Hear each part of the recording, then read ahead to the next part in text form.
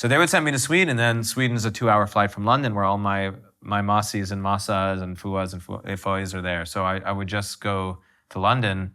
And so I was back and forth a lot. And I thought I would study in London.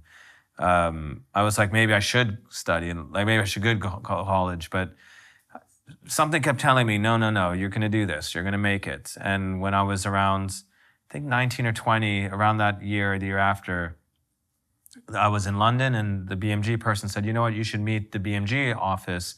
And at BMG, in the BMG office, there's a record executive, he's starting to get really big as a record executive. His name is Simon Cowell. You should go meet him.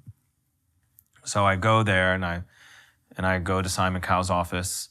And do you know who Simon Cowell is? Yes. In India, everybody watches Got Talent and X Factor. Okay, there you go. So Simon, this is before any of the TV shows or anything. I walk into his office, and everyone seems like afraid of him. And I'm naive. I don't know what the heck's going on. So, and I tell Simon this story all the time. We laugh about it. But when I go into his office, there's just a cloud of smoke, and he's like smoking a cigarette, and he's like writing something, and he looks up at me. He doesn't say anything. He's writing something, and he finishes up, and he stands up, and he's got short shorts on. It was really strange, and he goes, "Hello, Savan," And from that moment, my life changed, because he became an angel on my shoulder for most of my career. He, after that moment, he liked a lot of my songs. He didn't take any of those songs, but he was telling me that I've got these boy bands, a band called Westlife and a band called Five, and, send me songs for them. And eventually, through some producers in Sweden that were already working with him, I landed a song on Westlife. And then eventually I started talking to him and his executive, and they were like, always believed in me. They always were like so kind, and then they gave me a chance. They would send their biggest bands to me when I was a new writer. And they would cut my songs, and I would have hits with them, and it just formed this beautiful relationship, which changed the course of my life.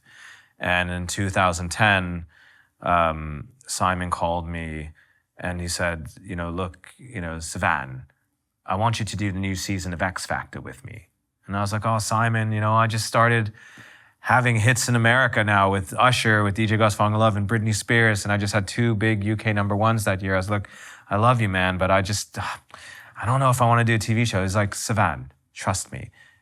Come to the auditions. So I would go fly to the auditions and, help out with those, the first rounds before it's televised, those auditions.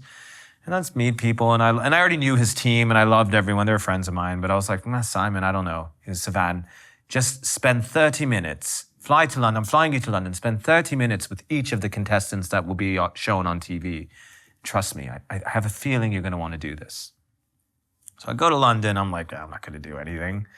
I'll just do this to humor Simon. I owe him so much. I'm going to do it. See, contestant. I'm saying, they're nice kids. Contestant. In walks 5 guys who I recognized from the audition thing when they were solo artists. In walks 5 boys. And the difference is, with these 5 boys, when they walked in, the energy shifted in the room.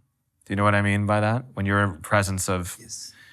They were just little teenage kids. But I noticed that when these 5 kids walked in, all the women who worked in the office walked in as well. Nobody cared to be around the other 30 minutes. But when these boys walked in, all the women followed them in and just stood against the wall and were just like smiling and giggly. I was like, this is different. And I met One Direction.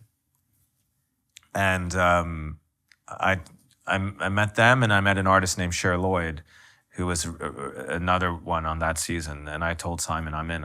I want to do it. I want to do it with you.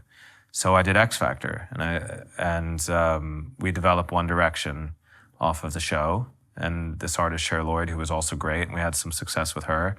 I was put in charge of Cher, and I became a consultant for Simon's label for those years and helped steer One Direction. One day, and by then I'd had a number of hits, and I was quite successful.